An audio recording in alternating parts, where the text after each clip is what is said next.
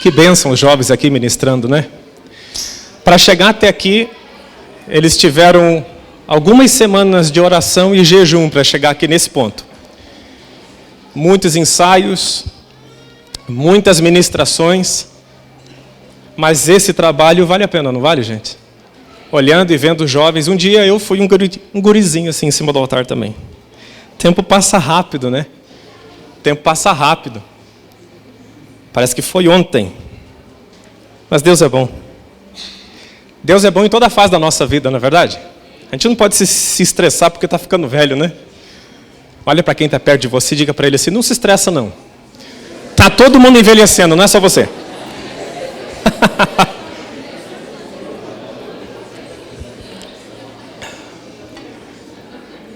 Eu, quando tinha 15 anos, achava que quem tinha 35 era velho. Agora eu estou com 35, eu acho que eu sou novo. Ai, que tristeza, né, gente? Mas, ai, Deus é bom. Deus é bom. Gente, agora é o momento da palavra do Senhor. Eu gostaria que você se acomodasse para que a gente possa fazer esse momento. Um momento agradável e utilizar da melhor maneira possível o tempo que nós temos aqui. Sabe, esses dias eu estava sentado lá em casa. Eu tenho 2 piás pequenos e eu não sei porque de vez em quando eles não querem obedecer. Não sei se é assim na sua casa também. E eu fiquei sentado, sentei na poltrona lá, era mais de meia-noite, e fiquei pensando comigo mesmo. Poxa vida, como seria bom se os meus filhos me obedecessem na primeira vez. E eu imaginei como seria o ideal de filho. Fiquei pensando assim, o ideal seria o seguinte. Eu dizer para eles assim, agora é a hora do banho. E eles olharem para mim com uma voz doce, um olhar cativante e falar, sim, Senhor, Pai. E irem tomar banho. Falasse para eles assim, agora é a hora do almoço. E eles fossem para a mesa, sentassem tranquilos, não levantassem nenhuma vez. Comessem, e depois saíssem da mesa, sem ninguém precisar pedir, escovassem os dentes e tocassem a vida. Você sabe que uma vez por ano nós temos que ir lá para Foz do Iguaçu, tem a convenção de pastores, e eu nunca me esqueço, estava compartilhando com os irmãos ali ontem.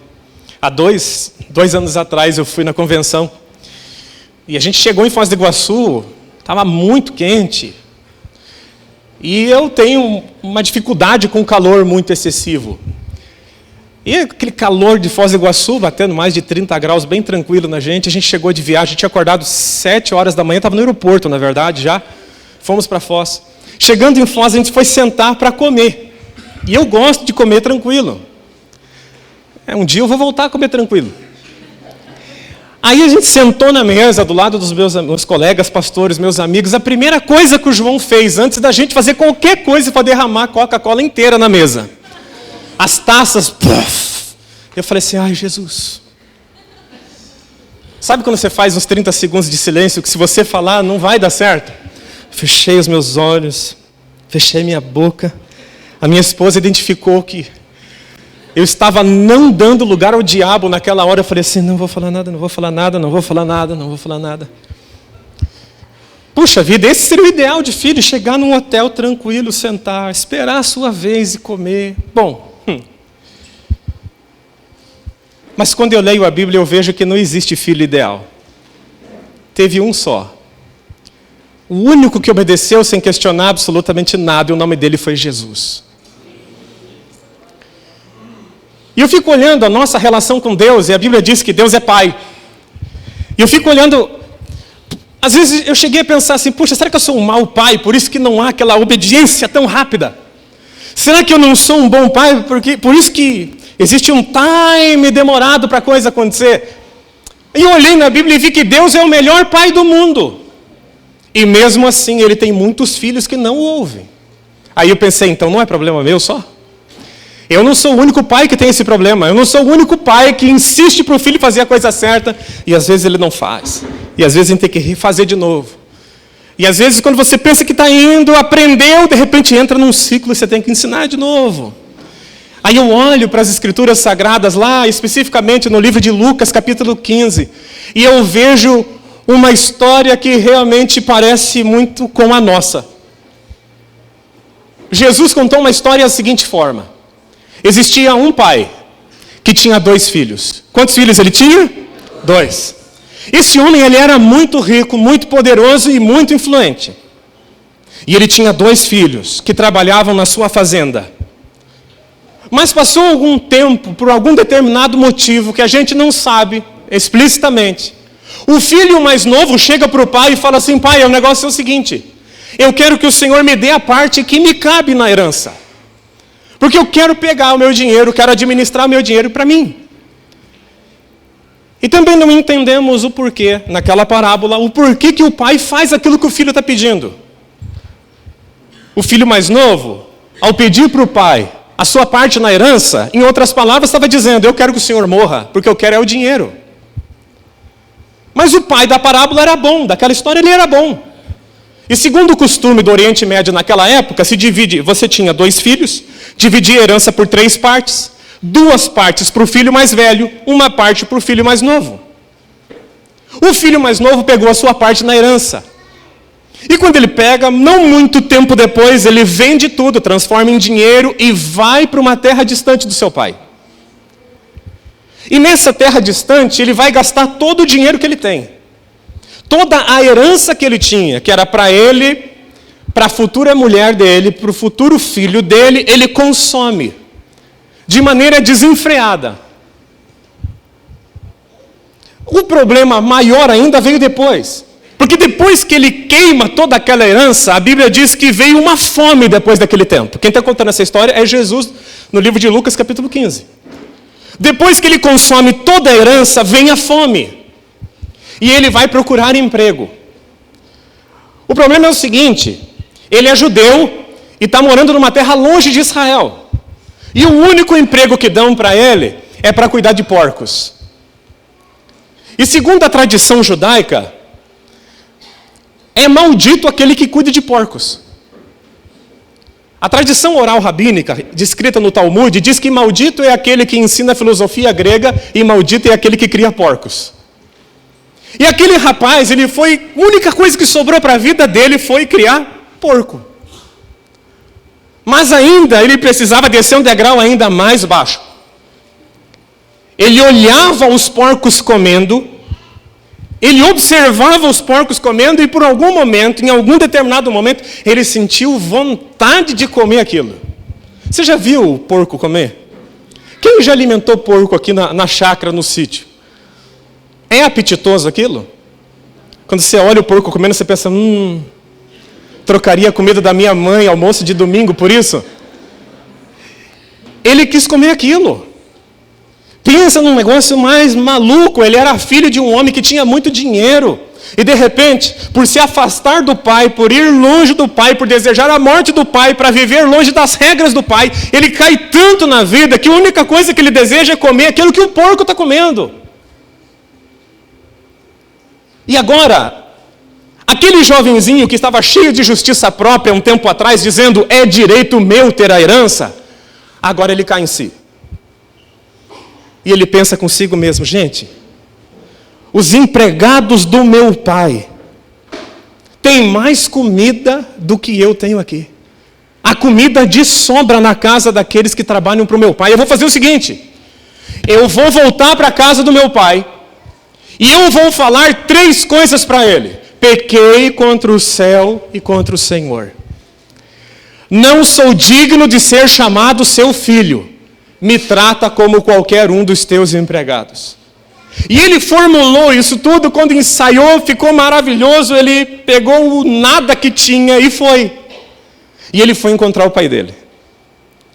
A Bíblia diz que quando o pai vê o filho de longe, certamente com trajes deploráveis, numa situação terrível, muito mais magro do que era, muito mais abatido do que sempre foi, o pai sai correndo em direção a ele. Isso eu acho interessantíssimo.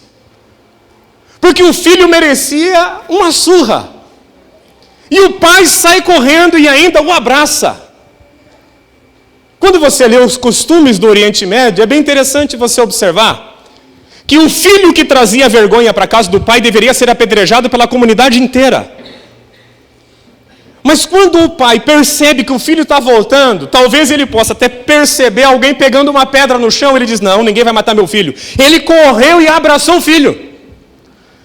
Só que tinha um outro porém. O filho que trouxe vergonha tinha que morrer, mas o homem de bem não poderia ser apedrejado, porque traria maldição para a sociedade. Ninguém atiraria uma pedra no menino, porque o pai foi tão rápido que abraçou o menino, no sentido de dizer, se tiver que acertar pedra nele, vai ter que acertar em mim. E o menino, com o texto decorado na mente, vai falar, pequei contra o céu e contra ti. Não sou digno de ser chamado seu filho. Antes dele dizer, me trata como um dos seus empregados, o pai interrompe o que ele está falando e diz, gente, os empregados, venham aqui. Eu preciso que a roupa dele seja trocada, eu preciso que coloque uma sandália nele, eu preciso que coloque um anel nele. Porque o meu filho estava morto e ele foi encontrado. E ele leva o filho dele para uma festa e manda matar o melhor boi que ele tinha, o boi que talvez ele estivesse esperando para um dia muito especial. Quem sabe aquele tipo de pai dizendo, o dia que o meu filho voltar para casa vai ser assim, eu vou engordar esse boi e vou deixar ele, se o meu filho vier nesse tempo eu mato esse boi e a gente festeja. Quando eles entram para a festa, chega o filho mais velho, aquele que nunca tinha saído de casa, nunca tinha desobedecido o pai, aquele que trabalhava duro, não quebrava uma lei, nem quebrava uma regra. Ele olha para o pai, ele chega antes de qualquer coisa, ouve o barulho de festas e pergunta para o primeiro empregado que vê, o que é isso? E o empregado fala, rapaz, você não está sabendo? Aquele seu irmão que tinha fugido de casa, que tinha destruído tudo, ele voltou. E o que meu pai fez com ele? O teu pai trocou a roupa dele, botou sandália nele. A questão da sandália é bem simples. Os empregados não usavam calçados. Somente os donos da casa. Isso significa que o pai não estava deixando ele voltar na condição inferior da que ele era. Porque filho é filho sempre. Mandou trocar sandália, mandou colocar roupa. Mandou colocar anel. E mandou matar aquele boi gordo que vocês estavam cuidando. E o rapaz mais velho ficou enfurecido. E o pai vê aquela confusão lá fora, ele sai, ele deixa a festa e sai. E vai falar assim, ei meu filho, o seu irmão voltou. E ele falou assim, o que o senhor está fazendo com isso? Que loucura, eu te sirvo a vida toda, eu nunca fiz nada de errado, eu trabalho duro, o senhor nunca me deu nada para matar, nenhum animal para matar em festas com os meus amigos. Agora este seu filho, volta e o senhor dá tudo de graça para ele. E o pai encerra a parábola, dizendo assim, o pai respondeu dizendo, meu filho, você está sempre comigo, tudo o que eu tenho é seu, mas era preciso festejar e alegrar-se, porque este seu irmão estava morto e reviveu, ele estava perdido e foi achado. Fim da parábola. Jesus estava contando uma parábola dessa na relação de pai e filho. O pai na parábola é Deus. Os filhos somos nós. Que por vezes, em algum momento da nossa história de vida, nós achamos que os preceitos de Deus não são tão importantes assim. O que a gente quer mesmo é viver a nossa vida. É viver a nossa maneira. É viver de acordo com as nossas ideias, de acordo com aquilo que nos dá na cabeça. O que eu acho interessante nisso daqui é que quando o menino volta para o pai não olha para ele dizendo assim, agora você vai ter que provar o seu valor. Agora você vai ter que provar que você merece estar comigo. O irmão mais velho teria feito. Pensa se ele volta para o irmão mais velho, Sérgio. O que aquele irmão mais velho não ia fazer com ele? Quando nós estamos perdidos e voltamos para o pai, a recepção que o pai faz é a mesma que fez para o filho. Alegria e festa. Diga assim, quando alguém que está perdido volta para casa, a primeira coisa que ele vê é um pai que o ama. Agora o duro é quando a pessoa sai da casa do pai e volta para a casa da religião. Aí ele vai ter que provar que ele é bom. Aí ele vai ter que fazer por merecer que ele realmente more na casa. O tema do culto de hoje é pais e filhos. E eu sei que não está baseado na parábola do filho pródigo. O tema e a mensagem texto, tema desse culto, está aqui.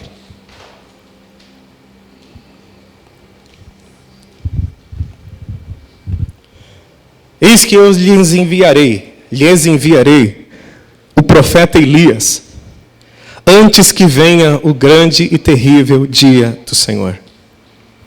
Ele converterá o coração dos pais aos seus filhos, e o coração dos filhos aos seus pais, para que eu não venha e castigue a terra com maldição. Sabe, a história do filho mais novo e do filho mais velho fala muito sobre isso aqui. O filho mais novo, na sua arrogância, na sua justiça própria, se achando no direito de pedir tudo, ele se desmonta ao longo da vida. E ele consegue um relacionamento próximo com o pai, quando ele abandona a justiça própria e diz: não sou digno de ser chamado seu filho. Como a nossa vida muda quando a nossa justiça própria morre. Que Deus abençoe você, que em 2020 a justiça própria na sua vida morra em nome de Jesus. Porque o filho mais novo, por mais que tenha se arrependido, ele também tinha um problema com o pai dele. O mais velho permaneceu no mesmo problema, o filho mais novo, ele se quebrantou. Não existe relacionamento entre pai e nós como filhos, enquanto nós achamos que nós temos direito de receber as coisas. Porque todos pecaram e todos foram destituídos da glória de Deus. Mas por meio de Jesus Cristo, nosso Senhor e Salvador, nós temos acesso ao Pai novamente. Não a uma religião, mas a um Pai. O tratamento da religião e do pai é totalmente diferente. É só você observar o jeito que o pai tratou o filho e o que o irmão tratou o filho. Quem sabe tem filho mais velho aqui hoje. Eu nunca erro. Eu sou perfeito nos meus caminhos. Eu sou totalmente justo porque eu faço o bem. E Jesus olha para nós nessa noite e diz: o teu caminho vai ser igual a do menino mais novo.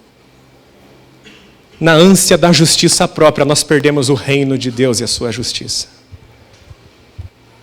Não há ninguém merecedor.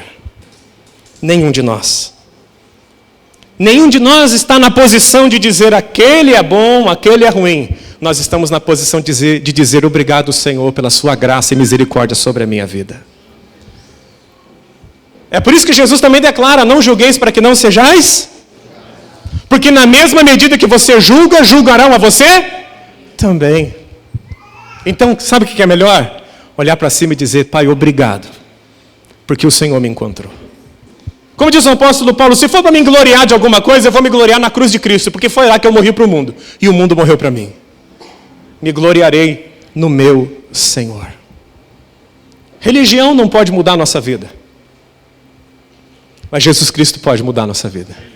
Só que na porta onde você entra para encontrar Jesus, a religião não vai poder entrar. A gente gosta de falar no buraco da agulha do camelo, que o rico não pode entrar por lá, que o rico não pode entrar no reino dos céus, como um homem, o camelo não pode entrar por o fundo de uma agulha. Mas a gente esquece que para entrar em Cristo, a religião não entra junto. A justiça própria não entra junto. É o camelo que não vai passar pelo fundo da agulha. As nossas tradições, os nossos dogmas, não podem entrar conosco no reino de Deus. Você tem que largar de tudo, porque aquele que não nega a si mesmo e tudo quanto tem não é digno do reino. Portanto, para se entrar no reino, eu tenho que abandonar até mesmo as tradições. E só um entra comigo: Jesus Cristo, meu Senhor e Salvador. E tudo que Ele ensinou. Estava perdido e foi achado. Antes disso, encerrando a ministração da palavra agora, antes disso, Jesus vai ensinar sobre a parábola da ovelha perdida. Lembra disso? Um homem tinha 100 ovelhas, perdeu uma, deixou as 100 e foi procurar aquela que tinha se perdido. Depois vai falar da dracma perdida, daquela mulher que tinha 10, perdeu uma. E deixou as 9 e foi procurar que tinha se perdido. E Jesus encerra, falando sobre o filho que se perdeu. Tem gente que se perde como a ovelha. A ovelha se perdeu porque era tola. Tem gente que se perde como a dracma, porque alguém se descuidou daquela vida e ela se perdeu por falta de cuidado pastoral. Tem gente que se perde porque é obstinado, como o lugar do filho pródigo. Só que a gente não pode se esquecer que a ovelha não deixou de ser ovelha porque se perdeu. A dracma não perdeu o valor porque foi perdida. E o filho não deixou de ser filho porque saiu da casa do pai.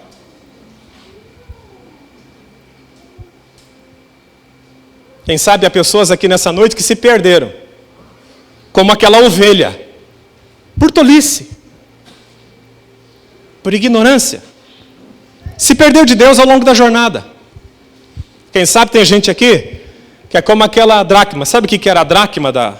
É um objeto que as mulheres colocavam na testa que tinham 10 moedas. Simbolizava que ela era casada e respeitada.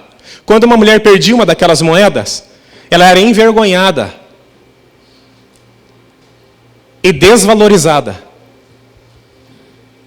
Quem sabe tem gente aqui que está como uma ovelha, se perdeu por ignorância, por estupidez. Se perdeu dos caminhos do Senhor.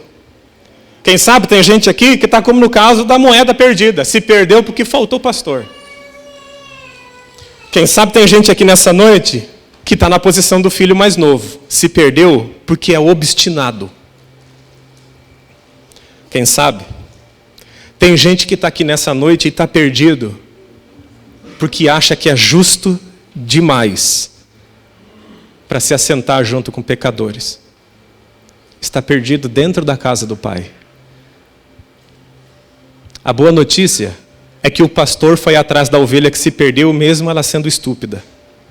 A mulher descuidou da sua dracma e foi atrás da dracma, mesmo sendo a dracma perdida por causa dela. O pai correu em direção ao filho, sabendo que o filho permanecia sendo seu filho. E o filho mais velho foi exortado a entrar na festa e participar da salvação em Jesus Cristo. Uma coisa é certa: todos que estão aqui têm o devido valor que Deus deu. Você tem valor para Deus. Você não é um ser que é desprezível. Ou uma pessoa que se perdeu o valor porque perdeu a utilidade. Para Deus não é assim. Para a religião pode ser. Talvez para a religião você não preste porque não trabalha mais. Mas para Deus ninguém perde o valor. Ele deixa 100 ovelhas e vai atrás de uma. Ele deixa 9 moedas e vai atrás de uma. Ele corre em direção ao filho para evitar que aquele filho que o envergonhou seja apedrejado pela sociedade. Ele olha a indiferença do filho mais velho e diz: você também tem que entrar para a festa, porque você também é amado. Jesus Cristo nos ama. Não sei o que você fez. Eu não sei porque você veio hoje. Eu sei porque Jesus está aqui nessa noite. Ele veio buscar o que se havia perdido. Porque você tem valor. Pastor, mas eu estou bem. Ele está te edificando para que você traga mais irmãos jovens que se perderam, para que entrem no regaço do seu Pai. Se você puder fechar seus olhos, eu gostaria de orar com você. Fecha seus olhos. Eu vou fazer uma oração inicial agora. Eu vou fazer 2 orações. A primeira: Jesus veio para quem se perdeu. Sabe quem se perdeu? Eu. Um dia me perdi. Você. Todos que estão aqui. Porque todos pecaram. E todos foram destituídos da glória de Deus. Jesus veio para os doentes. E quem é o doente? Todos nós fomos doentes um dia. Todos nós estávamos gemendo em nossas dores. Alguns depressivos, outros angustiados, outros com uma faca nas mãos tentando suicídio.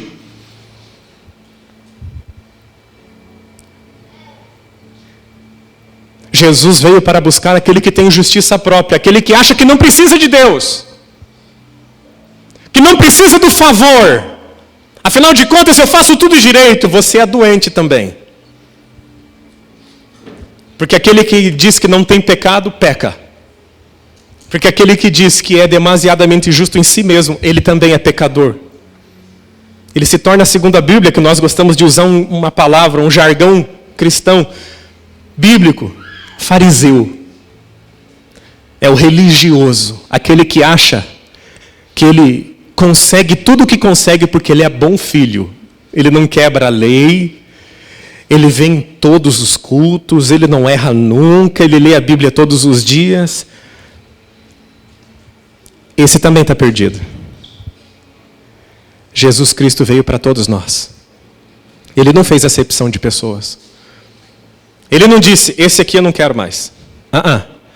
A era é da graça. E a porta está aberta. Jesus disse, quem tem sede, venha e beba. De graça da água da vida. Quem tem sede, venha. Eu gostaria de pedir que toda a igreja fique de pé agora. Nós vamos orar. Quem sabe você está aqui nessa noite e hoje pode ter se identificado em alguma hora da mensagem.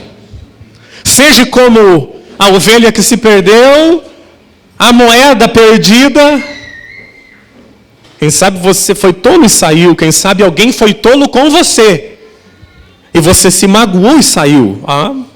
Dracma que se perdeu. Quem sabe você um dia foi tão justo em si mesmo e obstinado e acabou saindo da casa do Pai. Mas quem sabe você ficou com a sua autojustiça aqui dentro, dizendo, eu sou o merecedor da vida que tenho. Pela graça sois salvos. Não mediante obras, para que ninguém se glorie. Quem sabe você se identificou nessa noite, eu gostaria de orar com você. Quem sabe você quer se reconciliar com Deus nessa noite e dizer, Deus, o Senhor vai ser além de Deus para mim hoje. A partir de hoje eu volto a ser seu filho, porque eu volto para casa. Não para a religião. Não. Para casa. De quem? Do Pai. Na casa do Pai tem muita morada. Cabe você, cabe eu, cabe todo mundo. Cabe nós. Só que nós não podemos ser o irmão mais velho que diz, eu não vou entrar nessa festa aí, tem muita gente estranha. Meu irmão não é digno da festa. Ei. Quem declara quem é digno é o dono da festa. É o dono do boi, que mata o boi para festejar a quem ele quer. E Deus quer fazer festa no céu nessa noite. Vou pedir para apagar todas as luzes, como foi na hora do louvor. E eu quero orar com você agora. Mais 2 minutos eu estou orando, encerrando. Quem nessa noite gostaria de se reconciliar com Deus? Fala assim, pastor, eu me identifiquei numa dessas figuras, ovelha, dracma, filho mais novo e filho mais velho. E eu quero voltar para Jesus. Ninguém nessa igreja vai te julgar. Ninguém nessa igreja vai dizer que você não é digno. Porque ninguém pode falar isso. Todos somos indignos. Se você está se reconciliando com Deus nessa noite, eu quero te pedir, saia do seu lugar e venha aqui na frente em nome de Jesus. Eu quero orar com você. Quero orar com você. Pode vir. Sem preconceitos, sem julgamentos. O Senhor é maravilhoso. O Senhor é digno. E você pode aproveitar esse momento para dar glórias a Deus, filho que é reconciliado com Deus. Você pode dizer graças a Deus nessa noite. Você pode dizer como é bom ver pessoas que vêm na frente, porque têm interesse em Deus. Porque estão voltando para casa. O coração está se voltando para Jesus. Alguém pode dizer glórias a Deus? Alguém pode se festejar ou festejar junto com os anjos e glorificar o nome de Jesus? Mais alguém? Quem sabe você nunca recebeu Jesus como Senhor da sua vida. Hoje é o dia. É um dia que o Pai te chama. Não para religião, não para quadrangular, não, para Jesus, é diferente. Venha, se tem mais alguém, venha. E nós vamos estender as mãos, nós vamos orar. Eu quero que alguém venha orar com cada uma dessas pessoas que está aqui na frente. Alguém, nós somos irmãos, aqui é uma família. Tem mais 2, tem mais um menino, tem mais ali na frente. Nós vamos orar, porque Deus é bom. E hoje há muito júbilo no céu tem júbilo. Fecha seus olhos. Cá no nosso coração, na nossa história. Vamos orar. Ah, Senhor Deus Todo-Poderoso, nós te glorificamos. Nós te exaltamos porque o que estava perdido foi encontrado. O que estava morto revive agora. Volta para a casa do Pai, volta para o anseio do Pai, volta para o coração do Pai, volta para o desejo do Pai, volta para a palavra do Pai, volta o coração para o Pai, e a tua palavra se cumpre.